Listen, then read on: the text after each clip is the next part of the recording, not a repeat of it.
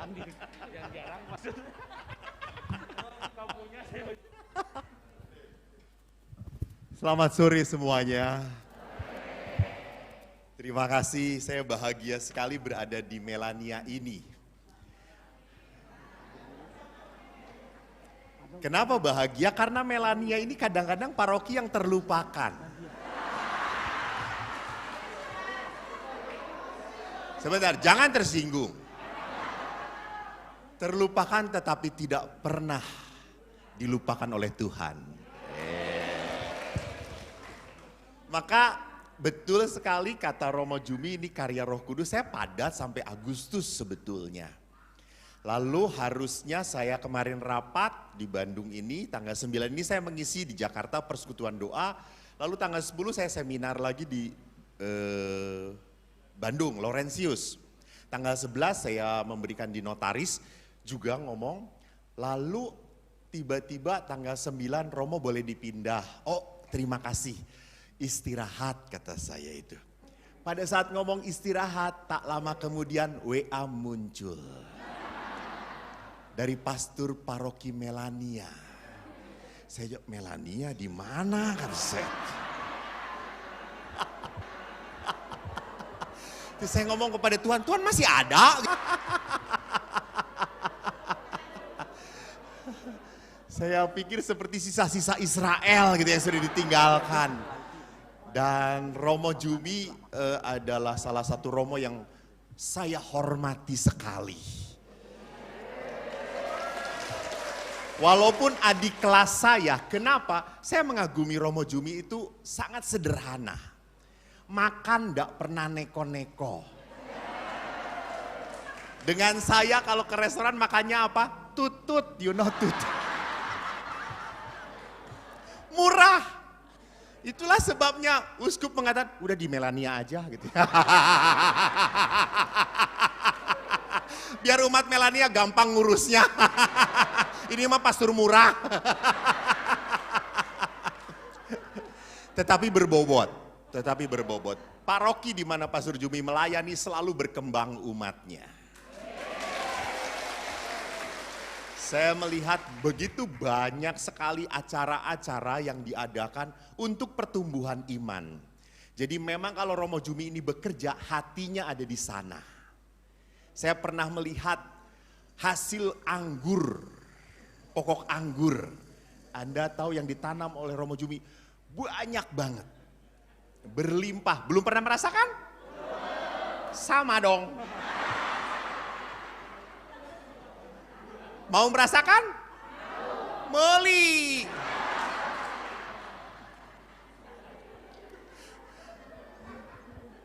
Bapak Ibu menanggapi anjuran Bapak Paus tentang keluarga. Betul sekali.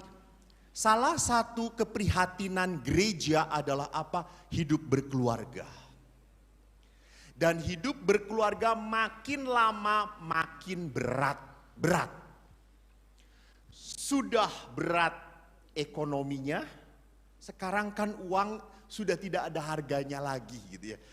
Menang gaji 3-4 juta gancang beakna. Seret ya Allah. Neangan anak sagala kesangan gitu ya. Kabujur-bujur kesangan oge gitu ya. Seepna meni cepat pisan, betul atau tidak? Lihat, sulit. Pendidikan mahal. Cabai mahal. Tuh langsung cabai mahal. Ya betul gitu ya. Jadi kehidupan perkawinan menjadi begitu berat karena apa? Karena permasalahan di luar berat sekali. Lebih berat lagi pada saat melihat pasangannya. Yang semakin lama semakin cerewet, semakin susah diatur, semakin ngeluh. Gaji nggak naik-naik, makanan ingin enak. Ya.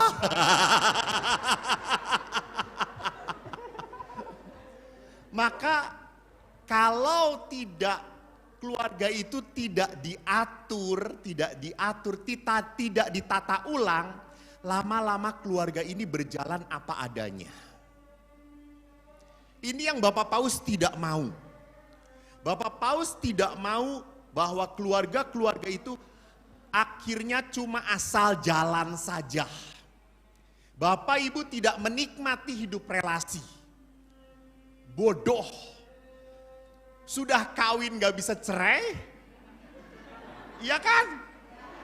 Lalu sudah tidak bisa cerai, tidak bisa tukar tambah. Terus sampai mati harus dengan yang sama.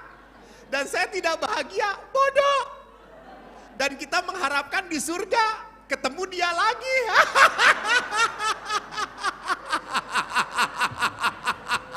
Guys, di surga dengan ini lagi Tuhan. Iya,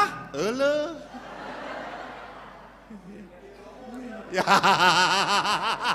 Lihat si Bapak, gitu kayak di surga mah saya menjadi Romo wae. Terus saya ngegantikan Bapak. Jadi Bapak Ibu yang terkasih, lihat, jangan pernah berpikir tentang sebuah kebahagiaan sejati kalau kita sendiri tidak bisa menikmati kebahagiaan dalam rumah kita. Dan kebahagiaan itu, ingat, kebahagiaan itu bukan sesuatu yang datang dari surga. Bukan. Kebahagiaan tidak langsung datang. Anda suami istri, kita mau bahagia ya? Iya, itu cicing we. Kita mau bahagia? Iya, gitu ya. Terus gimana? Nungguin aja Tuhan datang. Dicabut malam itu juga. Nyawanya gitu ya. Maka bagaimana mengolah hidup relasi berkeluarga supaya semakin apa? Semakin hangat kembali. Saya adalah seorang anak yang lahir dari sebuah keluarga yang bagi saya amat sangat membahagiakan saya. Ayah tentara di Hussein Sastra Negara. Ibu saya bidan di Rumah Sakit Ibu Ema, Jalan Sumatera. Anda tahu? Sekarang masih ada nggak ya rumah sakitnya? Ada tapi namanya berbeda atau nggak ada? Nggak ada ya, nggak ada. Dari zaman dahulu dekat Sinterklas lagi. Dekat apa? Taman Lalu Lintas. Ya betul, dekat Taman Lalu Lintas. Itu rumah sakit. Dan saya tinggal zaman dahulu di Kebon Gedang Kiara Condong. Anda tahu dari Kiara Condong ke Ibu Ema, sudah bisa membayangkan ya, karena ini kan orang Bandung semuanya. Ibu saya naik sepeda. Ontel. Capek. Betul. Bapak saya dari Hussein ke sana ya naik mobil angkutan tentara. Juga capek. Tapi pulang di rumah mereka tidak istirahat. Mereka langsung ganti baju dan melayani anak-anak. Kita semua kerja, nggak punya pembantu. Semua anak-anak terlibat bekerja. Jadi kalau Anda mau menikah dan sudah menikah, cari istirahat, salah. Kalau mau menikah, jangan cari istirahat, harus cari capek. Betul. Maka saya selalu ngomong pada orang, kan kadang-kadang Pak Sutri, aduh calon yang mau nikah, kebelet pisan gitu. Cekelan jalan. Ya Allah, can ngarasakeun. Benar, menikos kamemet bisa dicekelan, hiji lebar gitu ya. Kamu mau kawin dengan dia? Iya pastor, sayang banget gitu ya. Kamu mau nikah? Iya. Wow, berapa persen sayangnya? 100%. Kalau boleh juga 1000%. Lalu saya tanya perempuannya, saya juga sama pastor. Kamu siap melakukan segalanya untuk dia? Saya siap. Karek kawin. Baru nikah masih blow on coy.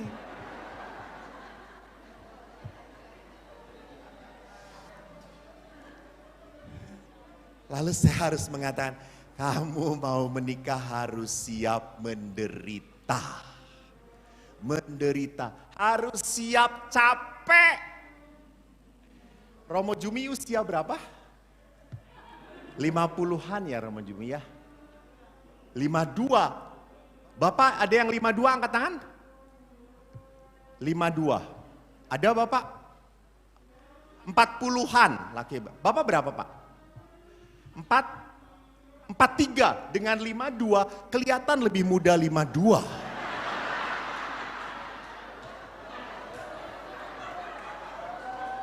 Bisa mengerti penyebabnya?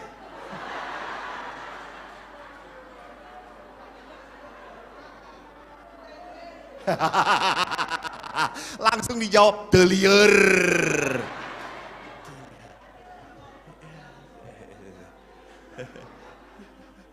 Jadi lihat betul sekali bahwa di dalam perkawinan menyimpan anugerah dari Tuhan. Bukan beban, bukan beban. Hanya seringkali kita melihatnya tugas, beban. Aduh, pulang kantor teh pasti harus ngabereskeun ieu, ngabereskeun itu. Apalagi ibu rumah tangga. Ibu rumah tangga tuh kerjanya 24 jam. Kata siapa nggak punya pekerjaan 24 jam. Pembantu dibayar, ibu rumah tangga kagak ada bayaran. Tapi teu dibayar oge ageng.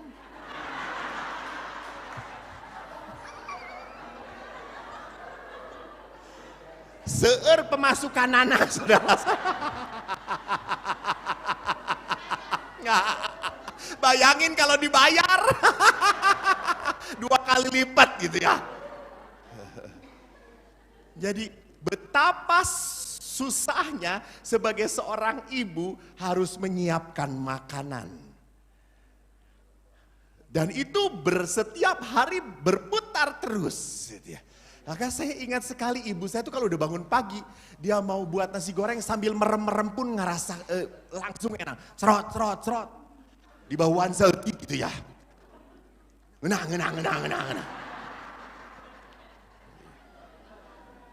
Dan itu anak-anaknya semangat kalau makan nasi goreng punya ibu. Kalau punya bapak, uyah kabeh.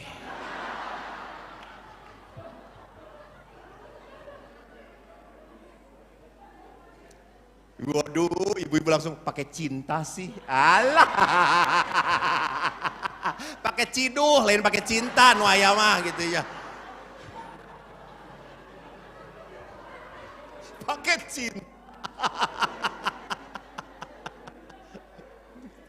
Nah, Bapak Ibu, mari kita lihat bagaimana spiritualitas hidup keluarga. Next. Ya. Kok ini ya, saya salah ini memberinya ya. Judulnya udah salah tadi saya, berarti file yang saya kasihkan salah. Teruskan saja, bisa. Perkawinan itu anugerah yang bisa menjadi musibah atau anugerah yang terindah. Tuh kan ini belum dirubah, berarti saya salah filenya. Jadi perkawinan yang membuat menjadi musibah dan anugerah ini siapa? Saya. Jadi perjalanan perkawinan saya mau jadi seperti apa bukan tergantung Tuhan. Tergantung kitanya. Bapak Ibu kalau melihat Romo Jumi dari wajahnya, kelihatan gak pastor bahagia atau tidak? Bahagia sekali. Mungkin jatuh dalam godaan atau tidak? Langsung ucapin, enggak. Ya kalau ketemu ibu terus gak akan tergoda, saya jamin. Jadi kebahagiaan itu adalah apa? Urusan saya. Maka ada orang yang ditanya setelah 30 tahun perkawinan, jadi saya bahagia atau tidak dalam perkawinan bukan urusan pasangan saya, tapi urusan saya. maka siapa yang bisa membahagiakan? Saya yang harus membuat perkawinan itu bahagia. Maka kalau seorang istri berbahagia dengan hidup perkawinan, setiap hari dia hadapi dengan sukacita gitu ya. Walaupun dengan suami yang sama. Iya toh. Betul, betul. Jadi walaupun dengan suami yang sama, dia tetap sukacita. Hai papa, sehat pak? Iya gitu ya. Kita makan apa? Seperti biasa. Super mie.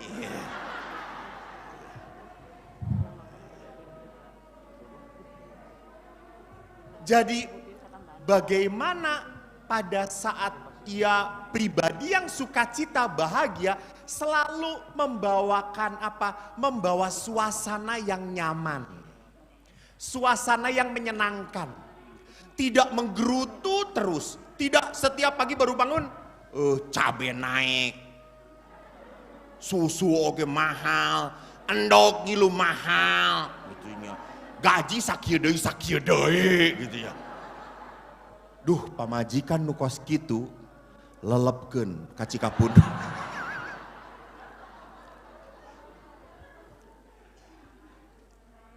Jadi kalau orang ini hidupnya menggerutu, mengeluh terus tentang harga yang naik, tentang situasi yang gak beres, maka apa yang terjadi? Orang itu tidak akan membawa kebahagiaan pada orang lain. Kan ada toh kadang-kadang di pertemuan juga, ada beberapa ibu yang, si ibu iya datang, aduh datang. Alah, aduh ngadeketan urang. Pasti hutang deui. Ada toh yang kadang-kadang kayak gitu. Ada atau tidak? Jangan ngomong-ngomong. Ada. Apakah Anda sedang duduk di sisi dia? Mual mungkin. Tapi ada orang juga yang datang membawa sukacita. Jadi orang itu datang, wah bu, hai, dari jarak jauh pun sudah disapa, bahkan masih diangkot juga gitu ya, oi gitu ya, sampai dengan era babaturanana gitu, sahaya teuing gitu ya. Karena apa? Membawa sukacita. Jadi orang yang membawa sukacita, orang yang seperti ini adalah orang yang panggilannya bahagia. Saya pun bersyukur, saya hidup menjadi pastor. Saya sangat bersyukur. Dan banyak dari ibu-ibu cantik-cantik minta foto dengan saya. Sebelum kesini saja saya dikerubutin oleh ibu-ibu. Pastor Jumi dikerubutin laler. Itu bedanya antara YouTuber dan bukan. Jangan tepuk tangan, menyakitkan.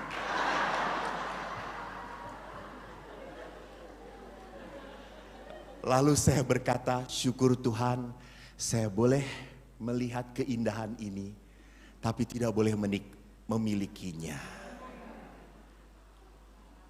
Haram.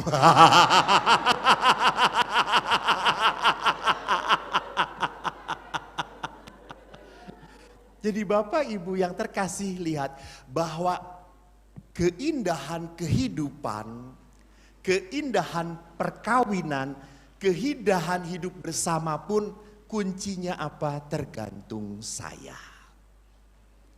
Kalau saya hanya mau melihat kesulitan, keberatan, itu semuanya, maka saya pun akan menjadi orang yang berat sekali.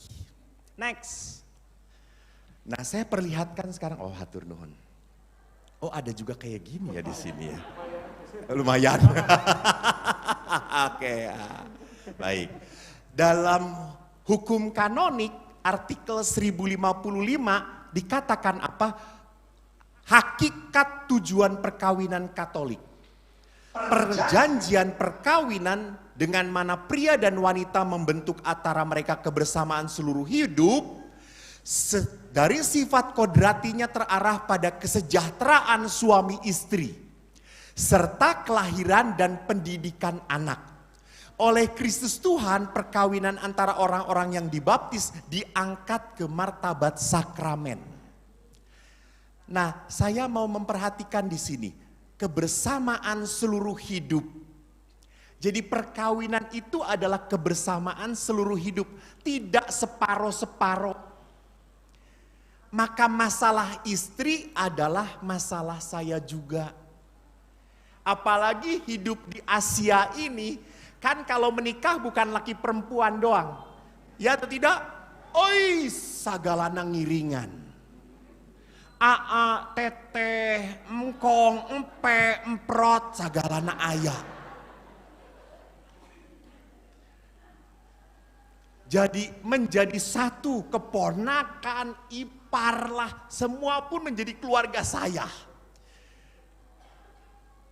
Maka itu harus menjadi sesuatu yang kita pikirkan, kebersamaan. Disinilah pentingnya, kalau istri kan kadang-kadang punya orang tua juga. Misalnya sakit, saya sebagai anaknya nggak tega, aduh mama sakit, mau saya bantu. Ada dana di keluarga, saya kasihkan untuk orang tua saya. Benar atau tidak? Benar tapi salah. Kenapa? Karena ini uang keluarga. Ini hak suami istri, bukan punya istri doang. Maka saya harus berbicara dengan pasangan. Ini kebersamaan loh. Bukan iya duit saya nugawe kumaha saya. Terus gitu teh molotot dehnya. Tidak. Saya harus sadar bahwa di dalam perkawinan sudah tidak ada kata saya lagi. Dalam perkawinan kita. Maka saya walaupun saya baik, tujuannya baik untuk orang tua saya, tapi tidak benar kalau nggak berbicara dulu dengan pasangan. Pah, mamahku sakit. Ya suami yang baik juga jangan ngomong, ayo kita novenakan.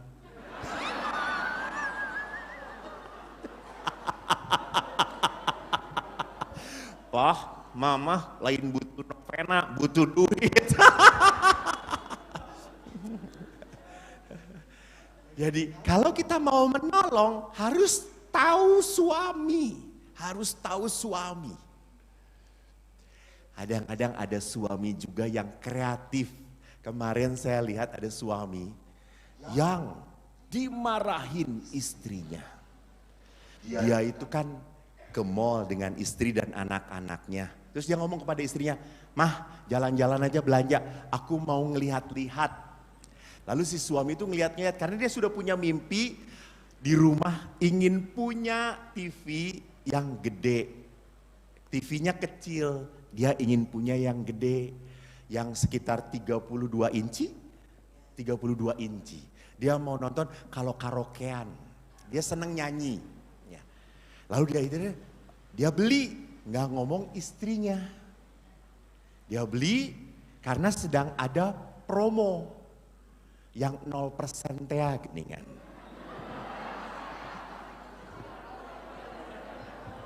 Cicilan sambil mencicil.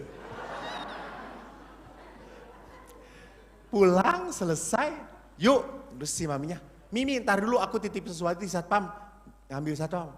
Terus, apaan? Terus itu tuh. Terus dia lihat, gede banget. Kamu beli TV nggak ngomong-ngomong, ngapain sih? Di rumah juga masih bagus. Terus suami teh diem terus.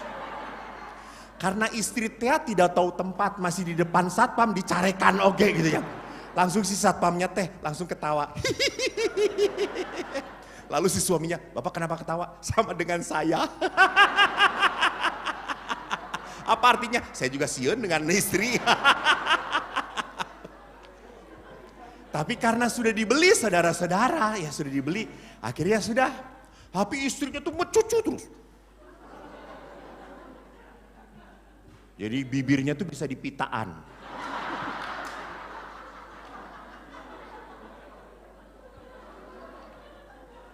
Sampai rumah si suaminya teh, tapi Gus masang istrinya teh, biarin kamu sendiri aja. Ma tolong, gak biarin. Mau nggak bantuan. Kamu beli juga nggak ngomong-ngomong. Beli langsung, punya duit nggak ngomong-ngomong. Saya juga kan mau beli tas baru. Terus ibu, ya daripada tas kan cuma mami doang yang pakai. Ya tapi kan bapak jadi kelihatan keren toh, gitu ya. Ya mami doang yang keren, gitu ya. Ya tapi kan masa suami nggak mau lihat istrinya ganteng, cantik, bagus, gitu ya. Mau sih, gitu ya. Tapi kan TV ini juga bagus, gitu ya. Saudara-saudariku, setelah 2 minggu si suaminya ini malam-malam dia tidur terbangun kok istrinya nggak ada. Apa yang terjadi? Nonton Korea di TV yang gede itu. Padahal dia ngomong dia cukup nonton Korea di handphone saja. Terus suaminya katanya nggak mau nonton, gitu ya. Ya sayang udah beli, gitu ya. Indahnya perkawinan, saudara-saudari. Jadi perhatikan bahwa di dalam perkawinan kita harus sadar kebersamaan seluruh hidup. Dan kebersamaan seluruh hidup ini tujuannya apa? Kesejahteraan suami istri. Baru anak. Kesejahteraan itu berarti apa? Suami saya, istri saya harus nyaman hidup dengan saya. Jadi saya itu harus mikirin apa yang menjadi kesenangan istri saya. Apa yang menjadi kesenangan suami saya. Bapak duduk dengan istri yang sah? Yes.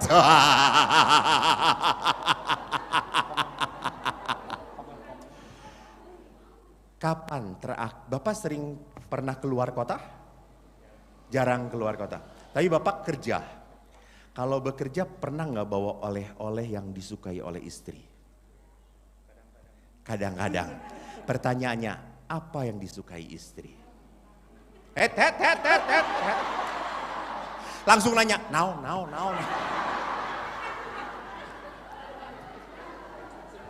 Wah.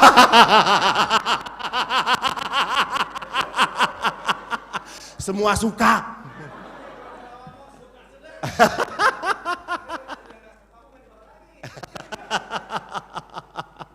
Ya syukur kepada Allah kalau semuanya suka. Jadi gampang ngabahagiakeun istrinya. Jadi seringkali kita lupa apa yang menyenangkan pasangan saya. Nah ini kesejahteraan. Karena kalau masalah kesejahteraan yang tidak memikirkan pasangannya, lalu siapa lagi? Ya, jangan lupa. Jadi kalau bukan pasangannya yang memikirkan, lalu siapa lagi? Apakah yang memikirkan istri Anda harus Romo Jumi?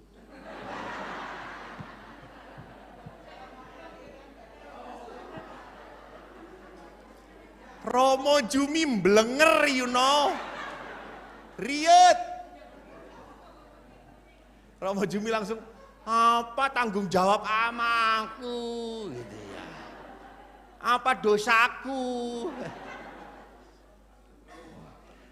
Jadi yang berhak dan wajib menyejahterakan pasangan adalah pasangannya. Maka saya suka sedih, mohon maaf.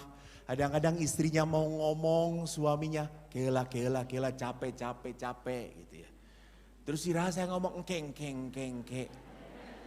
Mau rek tidur kita ngobrol lah, gitu. Pak, sok ngomong. Pak nggak denger tuh. Dia ngedengar dalam mimpi. Jadi kalau istri tidak bisa ngomong dengan suami dan suami tidak mau mendengarkan istri, akhirnya yang mendengarkan istri siapa? Orang lain, tetangga, sesama istri, curhat. bocor ke mana-mana gitu ya. Jadi kalau kesejahteraan ini begitu penting, maka sekali lagi saya harus selalu memikirkan pasangan. Nanti saya perlihatkan. Nah ini lihat tujuannya. Kesejahteraan. Baru setelah sejahtera tujuannya adalah kelahiran anak. Tujuan kedua. Ini berarti apa? Bahwa kalau perkawinan tidak melahirkan seorang anak, misalnya tidak dianugerahi anak, tidak ada alasan untuk menceraikan. Karena ada loh beberapa, mohon maaf, yang menganjurkan supaya bercerai karena tidak punya anak. Nggak apa-apa cerai saja, nggak bener nasihatnya. Karena perkawinan tujuan utama dan pertama adalah menyejahterakan. Dan itu nanti kelihatan dari janji perkawinan yang diucapkan. Ini, Anda masih ingat janji perkawinan? Masih? Coba, mana yang ngomong masih mana? Oke. Coba Ibu ucapkan. Ya.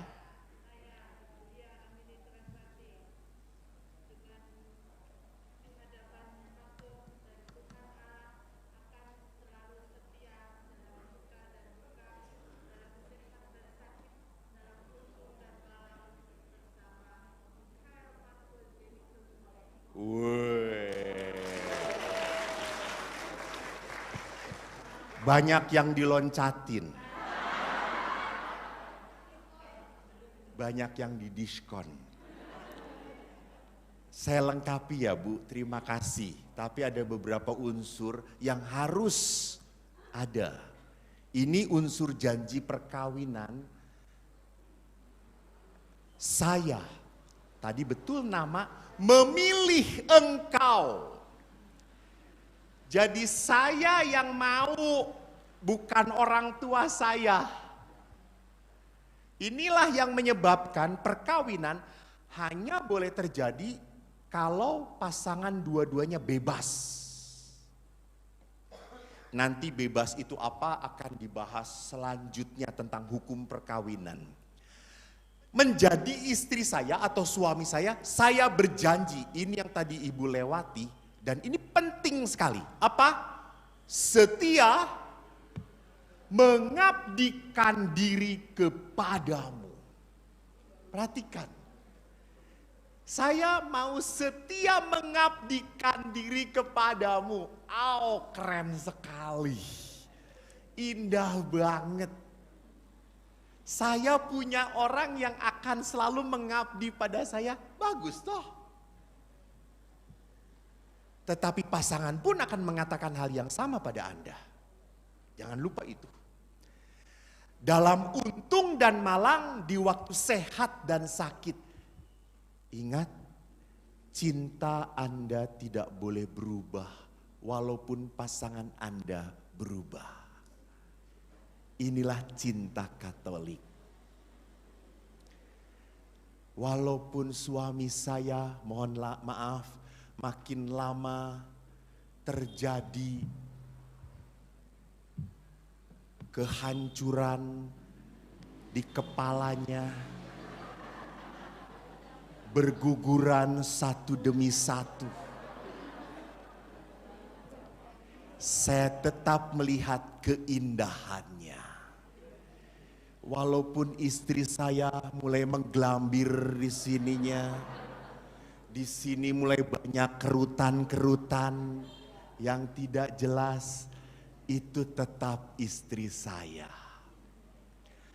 Walaupun maaf pasangan saya lumpuh, cuma bisa ngacai, itu tetap pasangan saya. Ini indahnya perkawinan Katolik. Ini yang mau dikatakan oleh Bapak Paus, inilah perkawinan surgawi. Karena walaupun orang ini tidak layak dicintai, tidak layak dilayani, tidak menghasilkan apapun, tapi tetap dia sayang. Wow. Ini bukan manusiawi banget, betul atau tidak? Kalau kita manusiawi, sudah lihat tidak berguna, Tuhan panggillah dia. Kirimkan malaikat yang baru. Istrinya juga sama, dia saja duluan.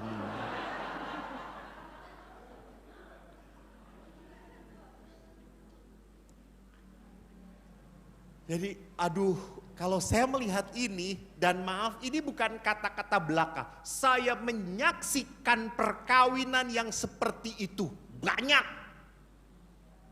Maka saya selalu ngomong kepada anak-anak muda, maaf ya. Cukup banyak sekarang anak muda yang takut menikah. Banyak. Kenapa? Karena banyak kegagalan. Karena apa juga? Karena dia juga adalah produk dari keluarga gagal. Misalnya anak yang broken home. Dia takut menikah. Punya pengalaman traumatis yang menyakitkan.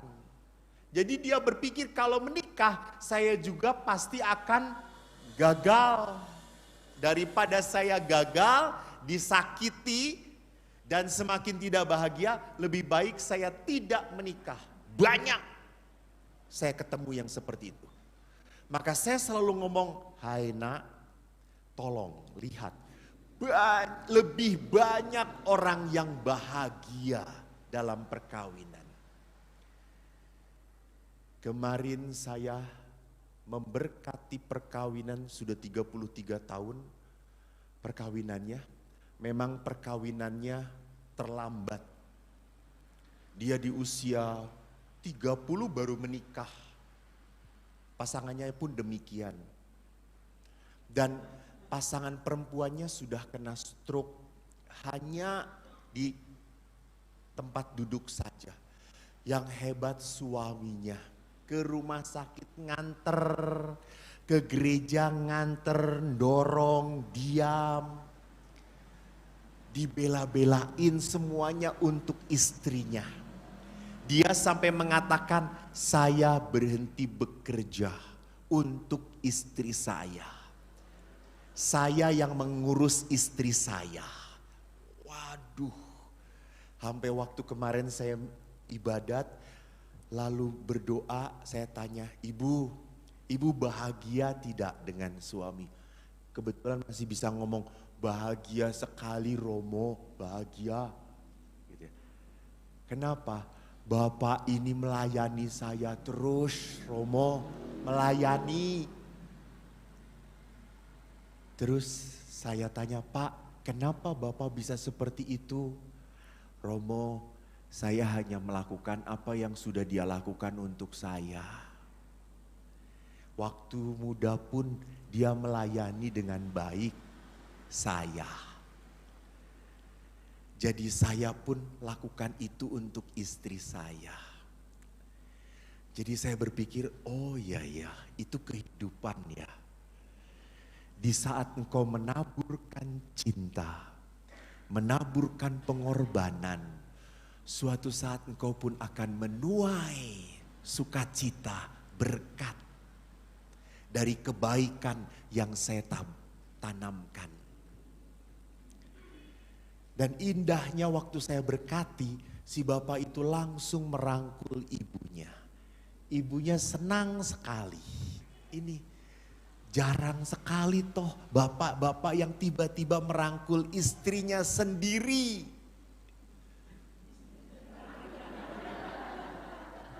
Loh jangan ketawa karena saya pernah seminar. Duduk suami istri kayak gini, coba spontan rangkul istri Anda. Banyak yang salah merangkul.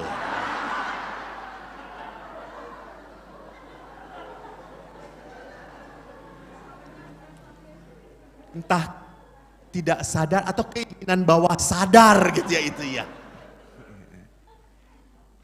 Jadi di sini melihat bahwa menarik sekali perkawinan gereja Katolik. Jangan dikatakan perkawinan Katolik itu konyol, konyol. Kok mau-maunya satu selama-lamanya, blow on. Maaf ya, kita mungkin akan banyak orang yang mengatakan, gak apa-apa lo diceraikan tuh kalau udah gak cocok lagi gak apa-apa. Kamu ngomong kayak gini untuk orang lain gak apa-apa. Coba terjadi pada diri kamu sendiri. Sakit, kecewa, sedih, hancur. Anda merasa apa? Anda merasa dikhianati. Anda merasa tidak berharga. Maka gereja Katolik punya aturan ini supaya apa? Supaya perkawinan itu saling menghargai.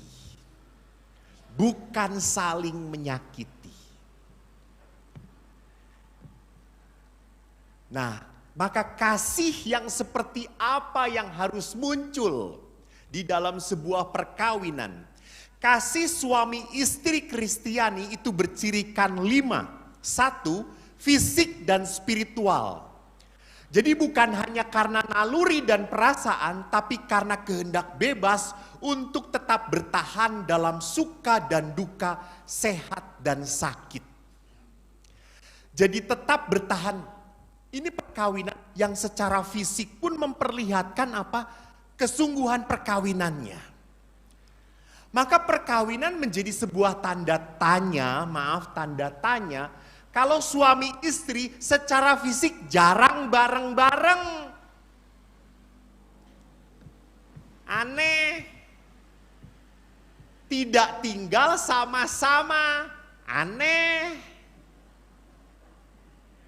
Ada juga, mohon maaf, istri yang mau ganti baju, suaminya suruh keluar dulu. Aneh. Takut panunya kelihatan. Pah, aku mau ganti baju, keluar dulu sono. Ya Allah.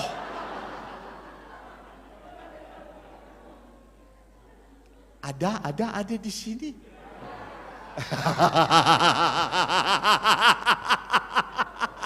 Ibu-ibu ini nyok.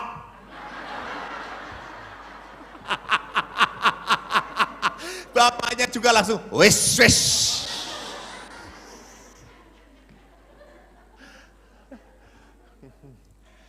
Jadi percinta itu kasih pun harus secara fisik. Bersentuhan. Membelai. Bapak, Ibu, sudah berapa tahun menikah Pak? 44 tahun. Jalan masih sering pegangan tangan? Masih. Ya, saya yakin berpegangan karena takut jatuh. Apalagi tangga Melania tinggi-tinggi gitu ya. Bu,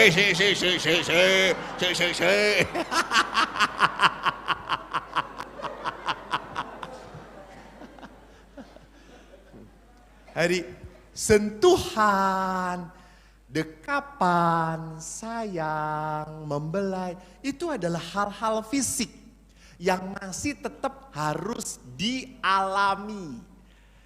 Jangan mengatakan pastor sudah tidak ada setrumnya. Masih ada setrumnya Pak?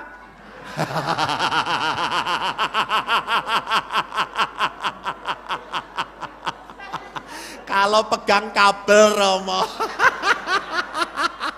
Nyetrum.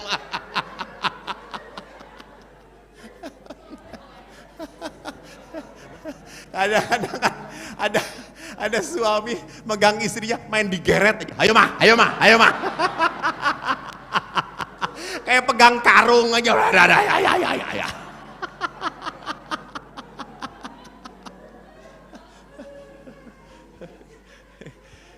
Jadi kalau gereja memperlihatkan bahwa perkawinan atau kasih yang diwujudkan harus dalam bentuk fisik dan juga dalam bentuk spiritual. Menarik di sini bahwa spiritual itu di dalam apa? Dalam pengertian bahwa di dalam Tuhan. Melibatkan Allah. Nanti saya akan berbicara tentang melibatkan Tuhan. Jadi, apakah kita punya waktu doa bareng-bareng? Doa sama-sama.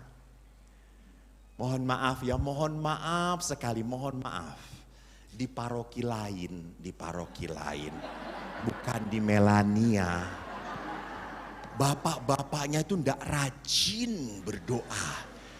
Kalau diajak ibunya, Pak doa yo kowe sik.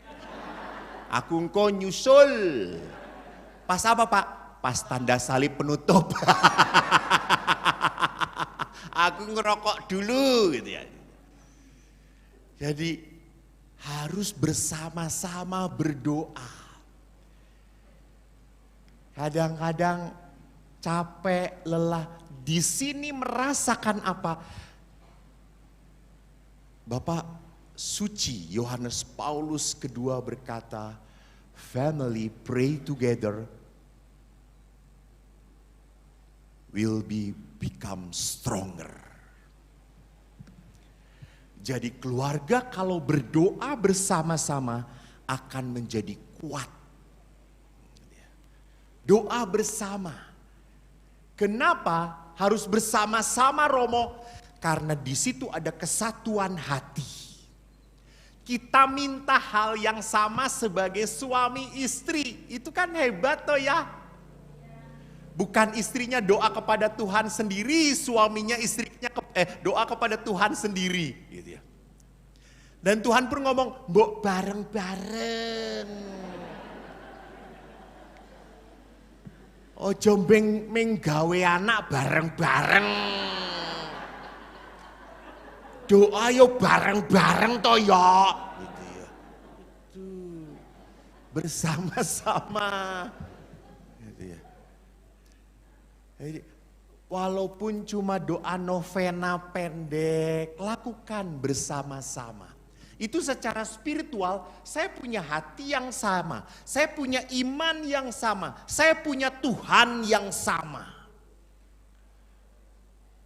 Bahkan mensyukuri, bukan karena stroke, sakit, badannya lemah sekali. Lalu ibu ya, saya doa. Rosario mereka setiap malam. Bahkan kadang satu hari bisa 3 kali rosario bersama-sama. Ya wis tua pon neh toh.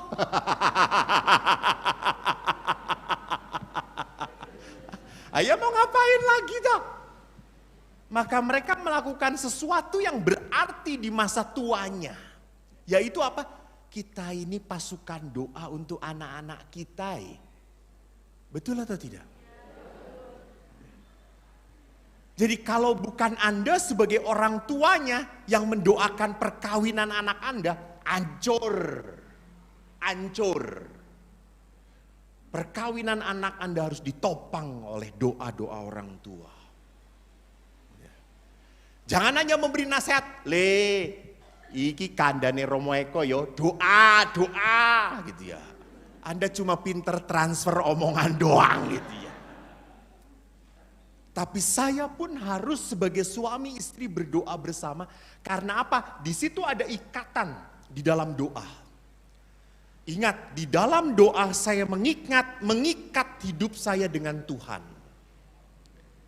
Maka pada saat saya mengikat hidup saya dengan Tuhan, pada saat berdua, maka ikatan saya pun semakin tereratkan oleh relasi saya dengan Tuhan. Caranya bagaimana Romo? Itu karya Tuhan, itu karya Tuhan. Maka Bapak Paus Yohanes Paulus kedua, Santo Yohanes Paulus mengatakan, family pray together, stay stronger. Berdoa bersama di dalam keluarga akan membuat keluarga itu kuat bertahan. Berikutnya adalah apa? Total. Kasih itu total. Tidak main hitung-hitungan. Jadi jangan berpikir saya untuk suami saya sudah kerja ini Romo. Sudah kerja itu Romo. Sudah ini. Suami saya tuh pulang kerja cuma duduk. Baca koran, nonton TV. Oh, emprit. Bukan. Namanya perkawinan, cintanya nggak main hitung-hitungan. Karena di dalam perkawinan, hidup kita itu diminta untuk memberikan. Ingat tadi, coba lihat.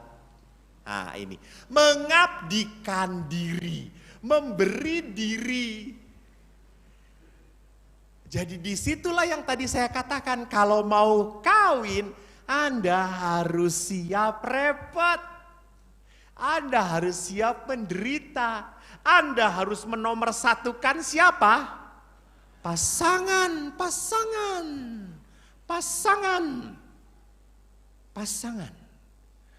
Maka pada saat melakukan kasih pun secara total. Jangan setengah-setengah. Setengah-setengah itu artinya apa? Tanpa hati.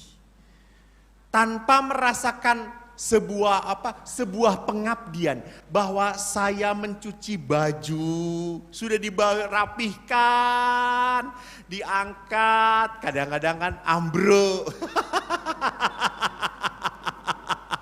Karena kalau suami itu ngangkat baju tidak diangkat, dicabut aja begitu. Jadi brush gitu. Baju diangkat. Dulu baru ambil. Lalu papinya ngomong, salah sendiri naruh di bawah. Kan suaminya main enteng-enteng aja gitu ya. Dan Anda ngomong seperti itu, besoknya suami tetap seperti itu. Dan Anda akhirnya darah tinggi. Stroke, itu. Ini kalau kekacauan di dalam perkawinan menjadi sesuatu yang membuat saya jengkel terus, maka perkawinan menjadi beban. Maka saya selalu ngomong, jangan pernah dalam hidup perkawinan punya pikiran bahwa hidup perkawinan yang sempurna. Tidak ada. Maka kalau rumah berantakan sedikit tidak apa-apa. Oke. Saya pernah ada ibu-ibu, aduh Tuhanku. Benar-benar rajin sekali. Semuanya dibersihkan. Sampai saya baru minum sedikit saja, udah Romo udah kotor ya? Ya Allah, kata saya itu. Sampai laler aja, nempel di meja, jatuh dia, tergelincir. Saking rapihnya, bersih, perfect semuanya. Semua dimarahin, diomelin. Jadi yang bersih itu bajunya, rumahnya bersih. Tetapi telinga suami dan anak-anaknya kotor. Karena apa? Banyak tai telinganya diomongin terus gitu ya. Jadi totalitas itu berarti apa? Berarti saya pun harus sadar bahwa di dalam perkawinan kadang-kadang memang saya harus melakukan sesuatu yang melelahkan. Itu lagi. Iya. Ini totalitas. Iya. Saya lakukan masak lagi, cuci piring yang sama. Cuci piring yang sama lagi. Dan ini dilakukan kalau tanpa kesadaran akan kasih, maka saya merasa bahwa saya adalah sebagai seorang robot yang melakukan, ya sudahlah, ya. Nah, tapi pada saat saya melakukannya karena saya mencintai, maka tidak menjadi beban. Tidak menjadi beban. Itu namanya kasih. Saya melakukannya dengan penuh sukacita. Ini untuk anak saya, ini untuk suami saya. Ibu saya itu kalau kami sekolah tidak pernah diberi uang jajan. Selalu dikasih bekal. Nah ini ya bekalnya, dibawa.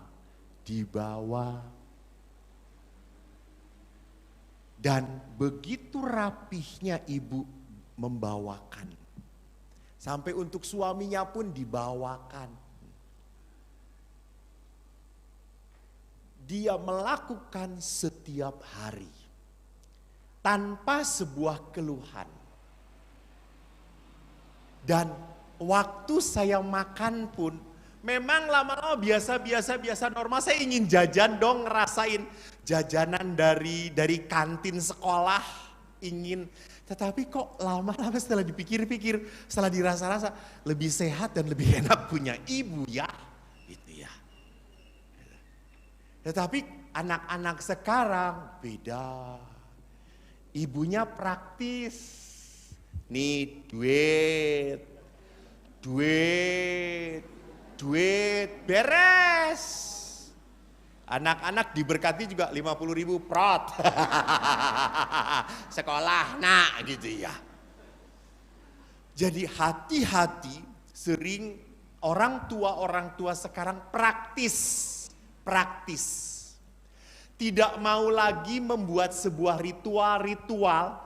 Ritual itu kebiasaan-kebiasaan yang menunjukkan perhatian dan sayang pada anak-anaknya. Saya berapa menit lagi?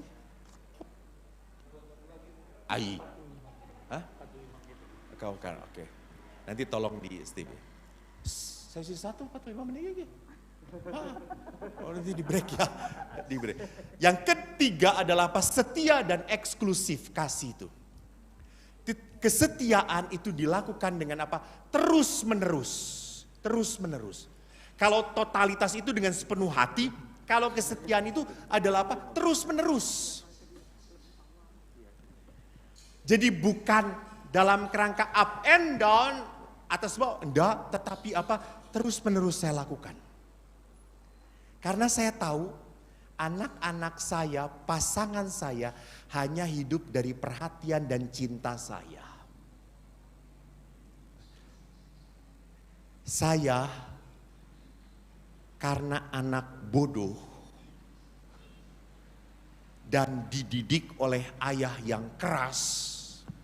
Ayah saya keras dan ayah saya itu tanpa sadar memang maksudnya sih supaya saya semangat dibandingkan dengan adik saya yang pinter. Adikmu tuh pinter. Kamu kakak nomor 1 bodoh, isen. Lihat adikmu. Saya seringkali jengkel dengan adik saya. Ayah saya tidak ada, saya tendang adik saya. Terus adik saya, kenapa kakak nendang? Kamu pinter. Jangan terlalu pinter, kata saya itu. Ya kakak dong harus pinter gitu ya. Aku udah belajar, cuma bodoh terus gitu ya. Apalagi kalau udah matematika, betul-betul membuat saya mati-matian. Kalau udah matematika itu kan ayah kan inginnya cepet tuh kalau ditanya. 7 tambah 7, 14, 8 tambah 8, 16, 5 tambah 5, 10, cepet inginnya. Adik saya seperti itu, saya beda. 4 tambah 4. 8. Cepat mas, cepat. Iya. 7 tambah 5. Kan lihat kaki ya, kaki jari. 12 ya. 10 tambah 20. Kurang kakinya. Pinjam jari bapak pak, pinjam jari bapak.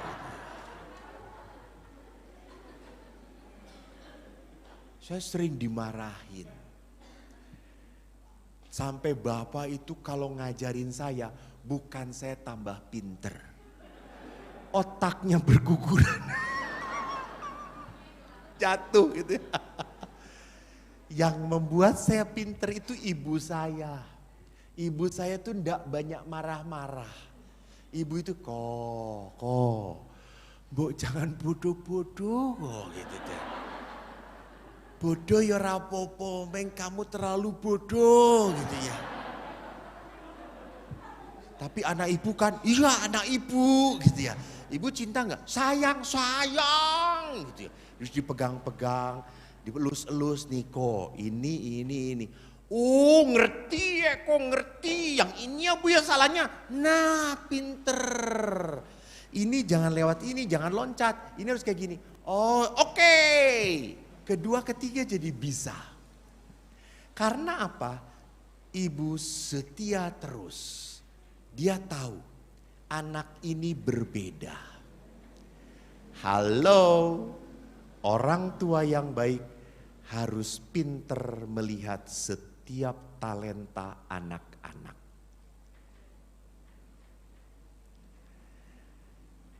Jadi setiap anak itu punya mutiaranya masing-masing. Jangan dipukul rata. Saya matematika jelek, tetapi dulu baca puisi saya jagoan. Saya juara berkali-kali baca puisi. Dan puisi waktu kecil yang saya bacakan adalah karya Khairil Anwar. Berjudul Aku. Kok kita sama umurnya ya? Saya tua. Aku dari kumpulan yang terbuang. Atau puisi Kerawang Bekasi. Wah, Anda tahu semuanya. Lihat, saya pinter baca puisi, saya pinter nyanyi. Sehingga waktu SD kelas 6 kelulusan, ada performance, ada pertunjukan. Teman-teman saya yang cantik, nari, saya yang nyanyi. Nyanyinya apa? Kupu-kupu yang lucu. Anda tahu tak? Kupu-kupu yang lucu, kemana engkau Wah, perempuan-perempuan yang cantik menari di depan saya, Bapak Ibu.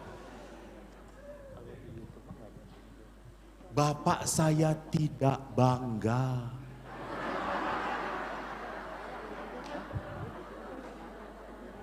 Karena matematikaku lulus 5.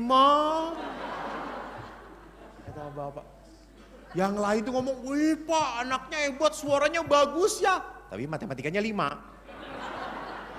Udah pret saya ini gitu ya. Lihat, menyedihkan. Jadi jangan mengukur anak Anda sama semuanya. Jangan. Sama, suami Anda pun beda dengan suami orang lain. Ya. Jelek-jelek juga tetap jelek. Ya. Istri Anda pun istimewa. Kalau sudah ngomong lupa berhenti. Kadang-kadang tidak bisa berhenti. Sudah lumayan, Anda jadi tidak perlu setel radio. Suruh istri saja terus ngomong mah, bagus. Dan suaminya, Jok. Papa denger enggak? Denger, Jok. Gitu. Jadi di sini apa itu setia? Itu berarti apa? Bahwa di dalam cinta itu mengenal terus-menerus. Dan ketiga, yang lain adalah eksklusif. Eksklusif apa? Hanya dengan wanita itu saja. Hanya dengan pria itu saja. Eksklusif. Eksklusif itu berarti saya kalau sudah dengan dia, saya akan menutup hati saya dari orang lain. Maka di sini pentingnya apa? Pentingnya kita refleksi. Sekarang ini Bapak Ibu hati-hati, saya selalu mengingatkan. Sekarang senang sekali usia-usia 50-60 ini senangnya reunian lagi. Reuni kok tiap bulan, aneh toh ya.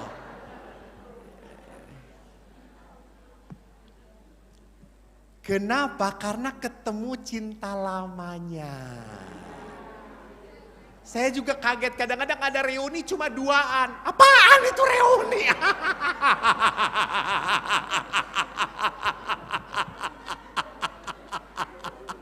Itu sih pacaran. Reuni kok duaan itu. Saking seringnya reuni. Nah, dan. Perkawinan itu eksklusif. Tidak pernah boleh Anda mempunyai pikiran kepada wanita lain, pria lain. Jadi Bapak Ibu, para ibu pun hati-hati kalau nonton drama Korea.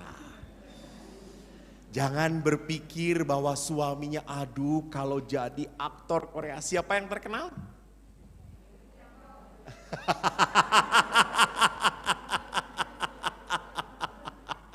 Saya nggak pernah nonton drama Korea gitu ya. Jadi kalau ibu-ibu sudah nonton drama Korea, wih senangnya gitu. Sampai susah untuk apa? Untuk menghentikan. Karena drama ini kan nggak berhenti-berhenti. Bersambung, ada part 1, part 2, season 1, season 2 lagi setelah itu. Ya ampun. Dan kita tiba-tiba sudah jam 2 pagi. Nggak kerasa. Baca kitab suci satu perikop, kerasa. Itulah lihat. Antara yang membawa berkat dan membawa musibah. Yang membawa musibah itu selalu menyenangkan. Selalu mengasihkan. Yang membawa berkat itu selalu berat. Nah lihat, jadi cinta suami istri harus eksklusif, bahwa saya hanya dengan dia saja.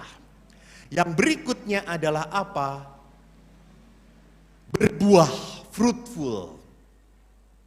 Jadi perkawinan itu terbuka pada kelahiran anak. Kemarin saya baru bercerita ngobrol dengan dosen Romo Faustinus, dosen di Parahyangan, filsafat teologi Parahyangan. Perkawinan sekarang ada beberapa pasangan-pasangan yang mau menikah tapi tidak mau punya anak. Tidak mau direpotkan. Tidak boleh di dalam gereja Katolik perkawinan yang seperti itu. Kenapa bisa sampai orang punya keputusan untuk perkawinan dan tidak punya anak? Karena mereka ingin bebas. Ingin bebas. Tidak mau susah. Jadi lihat, setelah perkawinan tidak bisa Anda bebas lagi. Anda diatur oleh pasangan Anda. Anda harus mengatur hidup Anda supaya sejalan dengan pasangan Anda. Maka dalam perkawinan fruitful, Anda pun harus terbuka pada apa? Kelahiran anak, keberadaan anak di dalam perkawinan itu. Jadi anak ini pun buah dari Tuhan. Nah kalau kasih ini kita lihat sebagai perjalanan yang 4 tadi, maka sekarang cinta itu apa? Cinta itu objektif dan rasional. Objektif, kita menemukan jodoh yang ideal, pasangan yang ideal tidak mungkin. Tetapi kita harus berusaha untuk menjadi pasangan yang baik bagi pasangan kita.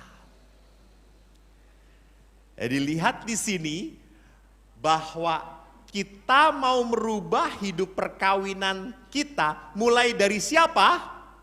Dari diri sendiri. Dari diri sendiri. Dan perkawinan itu hanya bisa menjadi perkawinan yang menyejahterakan kalau apa? Kalau dua-duanya mengatakan engkau begitu berarti bagiku. Jadi kalau suami mengatakan engkau begitu berarti bagiku, dan istri mengatakan aku tidak.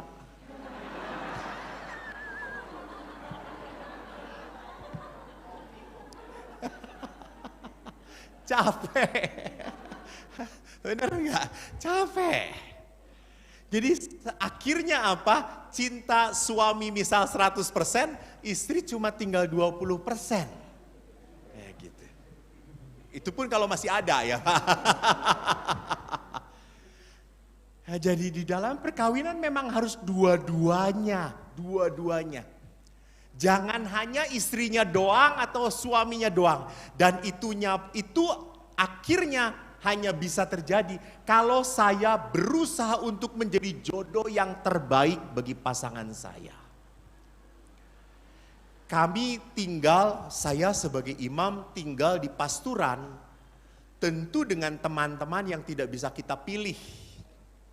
Saya tidak pernah bisa milih, saya ingin dengan Romo Jumi karena kompak saya. Saya senang dengan Pastor Jumi. Tidak bisa. Saya harus ditempatkan oleh pimpinan dengan siapapun. Saya cocok atau tidak cocok, bahagia atau tidak bahagia, saya yang harus mengusahakan. Saya harus menjadi teman baik dari pastor saya. Jadi apa yang saya lakukan? Ya sudah, saya harus membuat teman-teman saya bahagia. Maka kalau saya dari mana-mana itu, seperti dari Bandung ini, bawa oleh-oleh pulang. Bawa oleh-oleh untuk mereka. Teman saya, ada satu teman saya pastor, senangnya marlon, manuk londo. Itu kalau di rumah makan Ciganea, itu ada burung marlon namanya, manuk londo. Saya belikan, dia senang. Sehingga kalau saya pergi itu, jangan lupa ya. Dia selalu pesan, walaupun tidak ngasih duit. Ya saya belikan, saya kasih. Saya ingin membuat dia bahagia. Saya sejak di Pratista pun sama. Kalau kemana-mana pulang, saya bawa oleh-oleh. Saya bawa membuat mereka senang. Kadang-kadang oleh-oleh itu misalnya kalau saya dari Jogja, gudeg. Ya sudah, saya panaskan sendiri, saya bereskan, saya tata, pagi-pagi saya siapkan sehingga teman-teman bisa makan. Senang mereka, senang. Walaupun teman saya kalau pergi nggak bawa oleh-oleh. Ya nggak apa-apa, Bu. Kalau saya mau baik itu urusan saya. Kalau dia seperti itu, saya tetap harus baik. Ini panggilan menjadi Katolik. Jadi panggilan menjadi Katolik itu walaupun dia tidak baik, saya tetap baik. Saya tetap baik. Saya tetap ingin membuat teman saya bahagia. Ini menjadi yang terbaik. Saya pun jadi begitu. Kalau tadi dikatakan bahwa dalam dalam cinta itu tidak boleh hitung-hitungan, itulah. Maka sama, saya pada saat melayani suami pun, saya tahu bahwa ini akan membuat dia lebih baik, lebih bahagia, lebih betah di rumah ini. Walaupun dia tidak pernah melakukan apapun gitu ya. Walaupun dia biasa-biasa aja gitu ya. Gimana Mas? Biasa. Enak gak? Ya biasa. Nyakit gitu ya gitu ya. Ya hargailah. Memang Anda punya pasangan biasa-biasa aja. Kan ada pasangan yang memang tidak ekspresif, tidak bisa mengungkapkan, wah kan suami bule mah beda tuh, I love you gitu ya, itu kayak burung beo di Pratista. Setiap pagi I love you gitu ya.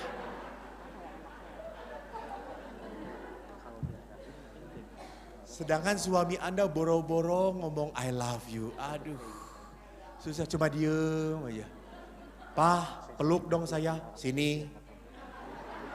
Sudah belum? Sudah, ya sudah gitu ya. Kan ada suami yang kayak gitu, kayak robot gitu ya.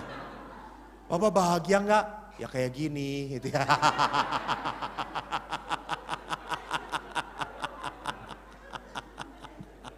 Bahkan ada seorang istri, Romo, saya itu kan suatu hari sedang ingin banget disayang, sedang berpeluk, ingin bermesraan gitu ya. Anak-anak tutup telinga dahulu. Saya malam-malam pakai minyak wangi, Romo.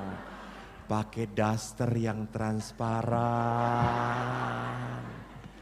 Kamar sudah ditata bersih. Lah itu dia. Suami langsung datang rosario.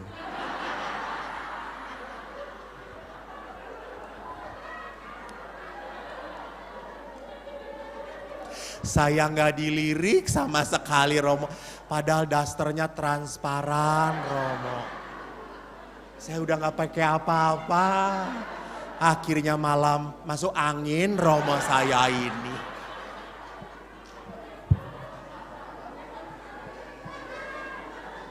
Kayak pepes ikan.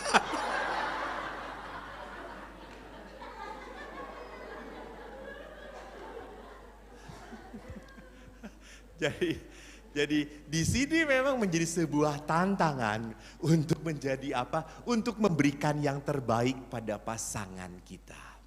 Yang kedua adalah cinta itu rasional.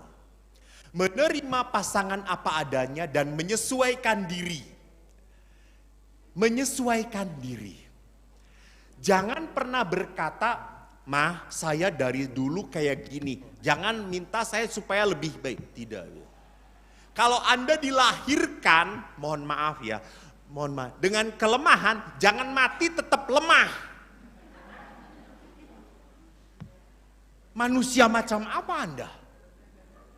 Anda didatangkan ke dunia oleh Tuhan untuk mati jadi baik. Tolong perhatikan itu. Saya kan memang dari dulu cerewet, saya kan dari dulu kan nyebelin, ngomongnya kasar. Ya perbaiki.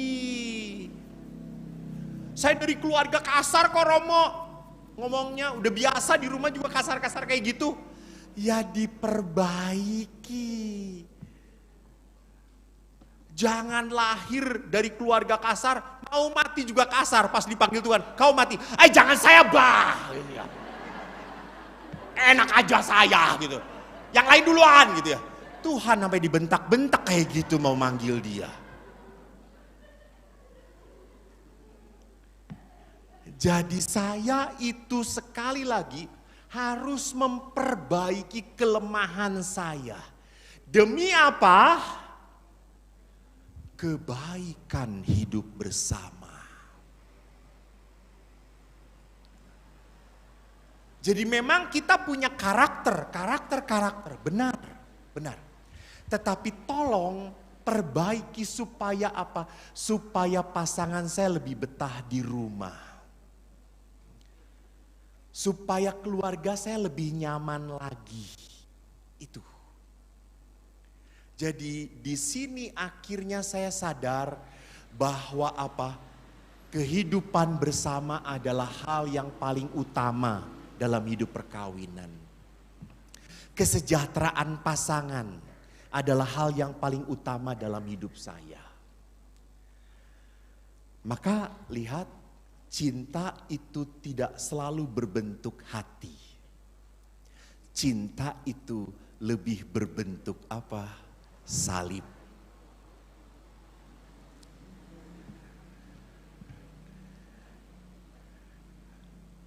Jadi kalau cinta itu lebih berbentuk salib, berarti kalau kita mau mencintai, kita harus berguru pada sang cinta. Berguru pada jagonya. Siapa lagi kalau bukan Yesus? Apa yang Yesus lakukan? Dia memberikan dirinya sehabis-habisnya. Bahkan pada saat di kayu salib, di mana sebetulnya biasanya ya, saya baru baca buku dari Kardinal Fulton Sheen, beliau mengatakan orang yang disalib itu Karena saking sakitnya secara fisik, mereka itu akan memaki-maki, akan bersumpah serapah, bahkan mereka pun akan bersumpah serapah tentang hari kelahiran mereka. Mereka akan bersumpah tentang ibu mereka, tentang keluarga mereka. Mereka akan berkata-kata kasar, sekasar-kasarnya kalau orang disalib. Dan orang-orang itu mengharapkan bahwa itu pun keluar dari mulut Yesus. Tapi apa yang keluar dari mulut Yesus? Yesus berkata, Bapa, ampunilah mereka ini, karena mereka tidak tahu apa yang mereka lakukan. Ini dahsyat sekali. Jadi lihat, mencintai harus berguru kepada sang tersalib. Maka Ibu Teresa pun pernah memberikan sebuah kutipan indah dengan mengatakan, love until it hurts. Real love is always painful and hurt. Then it is real and pure. Jadi keindahan cinta, keaslian cinta baru kelihatan kalau kita sampai meneteskan air mata oleh orang yang kita cintai. Sampai kita sakit mencintai dia, tapi saya tetap mencintai dia. Jadi di sini tuntutan yang tidak mudah. Oleh karena itu, tadi saya mengatakan, kenapa Bapak Paus Yohanes Paulus berkata, family pray together, becoming strong, stay together. Jadi akan menjadi semakin kuat. Maka apa? Cinta yang bisa seperti Yesus hanya mungkin terjadi kalau saya hidup dalam Tuhan. Kalau saya berada di dalam cinta Allah. Maka kalau manusia hanya ada dalam cinta dirinya sendiri saja, dalam emosinya saja, maka dia akan mudah sekali kecewa, mudah sekali putus asa, mudah sekali akhirnya gagal, dan akhirnya mengatakan capek mencintai dia itu. Ya, kan banyak orang yang mengatakan, aduh Romo capek nyayangin orang ini Romo. Sudah berkali-kali mengkhianati saya. Dia mah memang keturunan ucing garong Romo. Nggak tahan lihat ikan asin.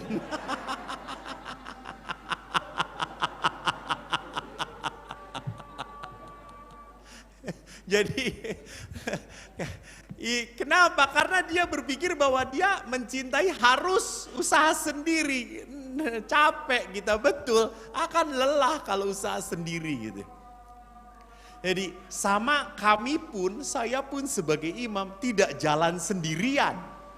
Kalau saya hanya jalan sendirian sebagai imam, maka apa yang terjadi? Saya akan mudah putus asa. Karena yang namanya imam itu selalu dikomentari. Imamnya kurus, oh ndak mau makan, pilih-pilih. Imamnya gemuk, oh rakus. Imamnya nggak pernah kunjungan, oh males. Imamnya kunjungan terus, oh nggak pernah doa, modar dari imam ini.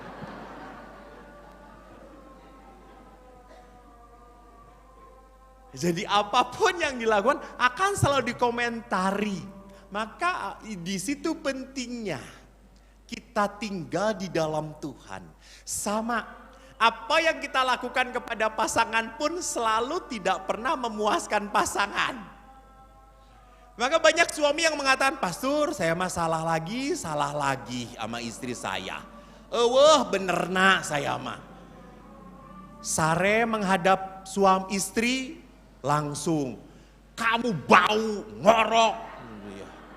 membelakangi istri, masa ka istri sendiri mere bujur. Nya atuh kudu kumaha saya sarena cek suami teh. Akhirnya suaminya ngajalan ieu. Papa kayak orang paeh wae gitu ya, salah deui cek suami.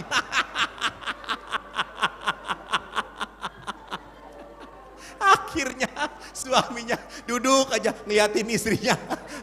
Lihat istrinya tidur supaya itu salah deh gitu. Jadi memang sering kan ya udah jangan terlalu banyak dipikirkan gitu ya. Jadi memang seringkali kan akan dikomentari kita gitu ya.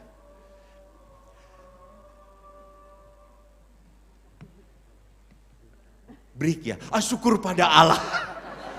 Gua sedang nungguin kamu gitu. Bapak Ibu, sesi ini pertama ini saya berhenti di sini. Saya memperlihatkan tadi tentang apa? Tentang jalannya hidup perkawinan yang sering kali kita harus dituntut seperti apa. Sesi kedua kita akan berbicara tentang beberapa poin, beberapa hal yang bisa membangkitkan kembali hidup perkawinan kita. Nah, yang ingin saya sharingkan tentang hidup perkawinan. Bahwa saya menikahkan pasangan sudah banyak sekali. Lalu di dalam perkawinan selalu banyak hal yang indah yang saya lihat. Bagaimana seorang ibu, bapak pada saat menghantar anaknya menikah, mereka akan menangis. Kenapa mereka menangis? Karena sekarang anaknya pergi, meninggalkan keluarga. Dia mau membangun keluarga. Maka anak-anak kadang-kadang mohon restu. Dan di situ mulai perjalanan hidup perkawinan dari anak Anda. Menyedihkannya kadang-kadang ibunya terlalu baik. Karena terlalu baiknya ngerecokin keluarga anaknya. Terlalu baiknya. Sehingga dia punya anak laki yang disayang, kepada istrinya ngomong, "Nak, kan nanti kan kawin dengan anak tante. Anak tante ini kalau pagi senengnya minum jus ya nak. Jusnya itu pisang dengan pepaya. Ingat ya, pisangnya tuh harus setengah mateng." Lalu istrinya, iya mi. Jangan terlalu mateng ya nak, gak enak itu. Iya mi gitu ya. Di depan maminya, iya mi. Di depan suami, mami lu tahu gak? Jadi tolonglah, seringkali kita harus tahu diri. Kalau sudah melepaskan anak, sudah. Jangan gendoli. Maka sering kan saya berkata, pasangan yang paling berbahagia itu Adam dan Hawa. Karena gak punya mertua. Tapi saya percaya mertua-mertua di sini kelihatannya baik-baik. Cuma kelihatannya. Saya kembalikan kepada pembawa acara. Terima kasih. Oke, terima kasih. Tepuk tangan yang paling meriah dong buat Pak Sun Rekod. Terima kasih Pak Sun untuk sesi pertama.